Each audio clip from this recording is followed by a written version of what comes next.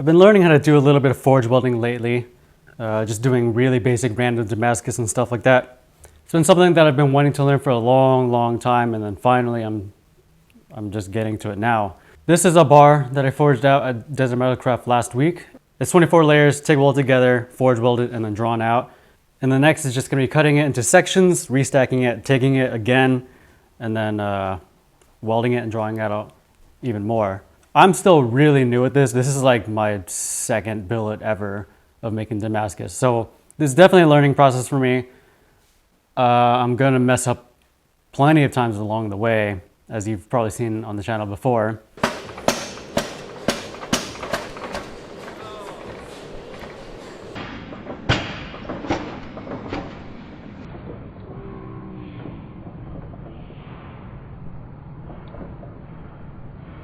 But it's important to me. I want to learn how to do this well, and you got to start somewhere. So I'm just diving in.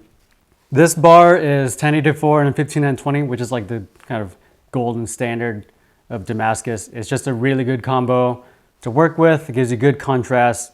It's nice steel as far as performance goes. It's just all around really good.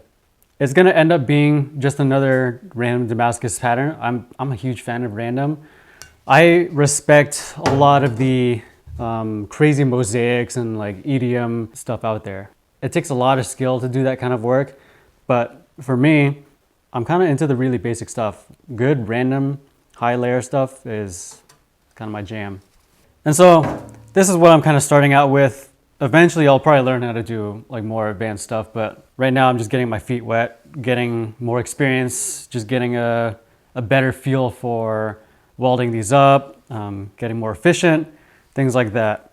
So this one right now, I'm gonna cut it up into sections. I actually don't know how long it is. It's about 27 inches, but I gotta lop off the ends. And there's a little bit of, looks like a little bit of cold shutting on this side, just from the edge, kind of rounding over and smashing into itself.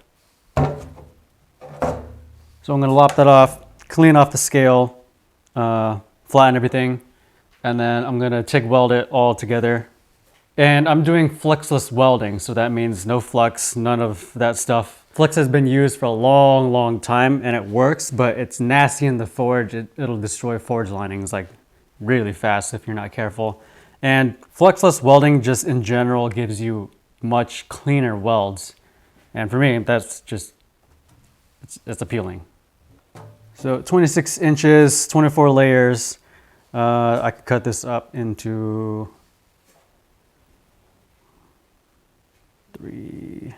24.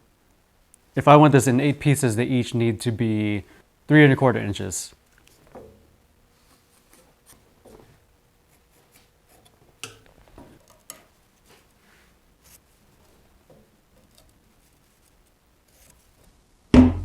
Unfortunately, these didn't really come out the way I wanted them to. So while I was grinding off a lot of the scale and stuff like that, that cold shut that I thought I was seeing was actually poor welds. So I'm grinding through a lot of these top layers and I'm seeing some of the scale like in between the layers. So I know not great fusion. So I'm not gonna sell a knife with this kind of steel, but it's still a good learning experience. I'm always an advocate for like learning things the hard way and finding out what not to do. So most likely what happened was the forge that we were running was running really hot and really lean. So it wasn't a very inert atmosphere. And that is one of the key things that you have to keep an eye out when you're doing dry welds like this, is either completely seal the whole entire thing, either with a box or like weld up every single seam. Or you have to be very careful with the environment in the forge.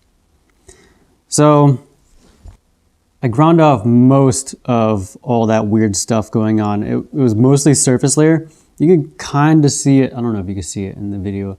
You can see a little bit of like the shadows that show up on the surface right here. So it might be okay. It might not be okay.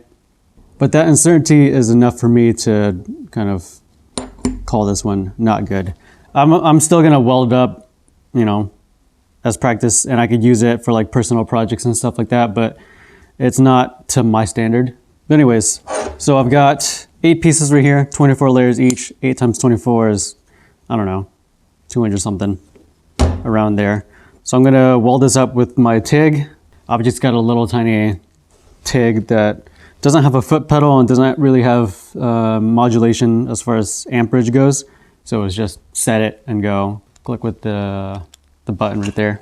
And I'm just gonna do fusion welds, and I'm gonna weld between every single seam here. So this one I'm gonna be extra careful. I mean, I was careful with the other one, but it's just the shop that I'm not used to, the forge I'm not used to, you know, just things like that. So this one I'm gonna seal up completely, weld between every single seam, close up all of the gaps. And these pieces individually are gonna weld together, but in between all of those, each individual piece probably doesn't have perfect welds in all of the layers. It might be fine, and I could use it as like cladding for a different knife. So it's gonna be some sort of like laminated blade or something. I don't know. It's good practice. Okay, everything's clean. Surface prep is everything. It's all clamped together. So I'm doing short, quick fusion welds, no filler. Amps are at around 110. And I'm just gonna stitch a little bit on each side, make sure it's all together, and then I'm just gonna weld all the way around. These don't have to be super strong welds, they just need to hold in place and seal everything up so that oxygen doesn't get between all the pieces. Welding.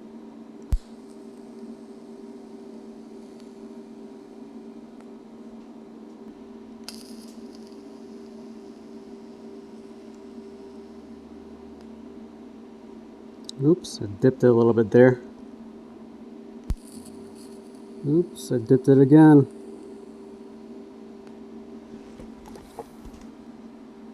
Gotta clean the tungsten.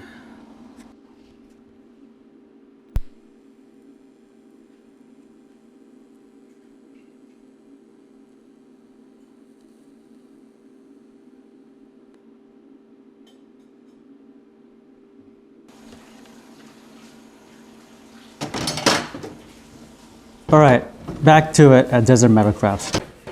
What I'm looking for in the forge is approximately the correct temperature and the correct flame.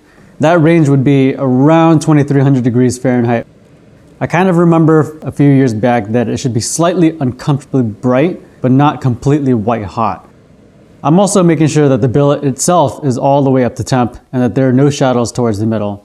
The whole thing has to get up to temperature, or else I run a good chance of failed welds. Once I think it's at temp and there are no shadows, I'll wait a few minutes just to be sure. For the first heat, I'm going as quick as I can just to boop it a couple times and then straight back in the forge.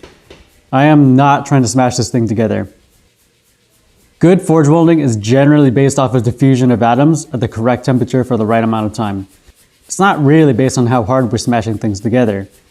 All I'm trying to do at this stage is just boop it lightly so that the layers just stick, and then let the atoms dance and mingle together in the forge. The subsequent heats that I'm doing are also pretty careful to just make sure that things are sticking and diffusing and whatever stuff. A couple of heats in, when the billet has been hit lightly a couple times already and has been soaking for a decent amount of time, I turn it diagonally on a bias to try to hit it. If it comes apart here, then I know I fucked something up and there's no point in really going further.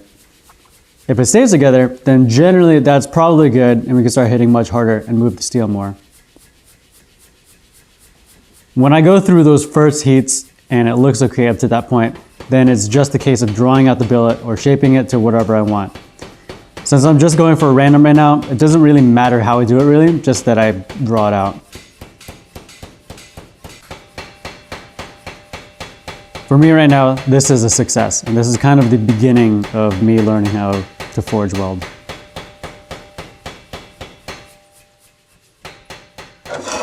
So now this is the billet that's already been forged out.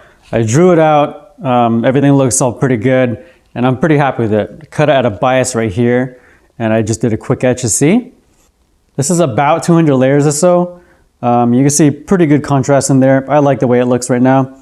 That'll be a good random for whatever personal projects I have. Like I said before, I'm not really comfortable using this steel for a knife that I would sell to somebody, but I can use it for any personal fun projects of mine, or something as a gift, or a tuna sword, or whatever. I'm pretty happy with where I am so far, considering this is only my like real second attempt at this kind of thing. So what's next? I don't really have any big plans or strict schedules on learning this stuff. I just do it for fun right now. I still really like the random patterns. That's what I'm just going to pursue for now. Later in the future, I might play with some mosaics or do some feathers or something more elaborate, but I'm just having a good time right now. And hopefully this has been a little bit enjoyable and maybe a little bit insightful for anybody who's kind of learning the same thing or making the same mistakes as I am. Thanks for watching. Till next time.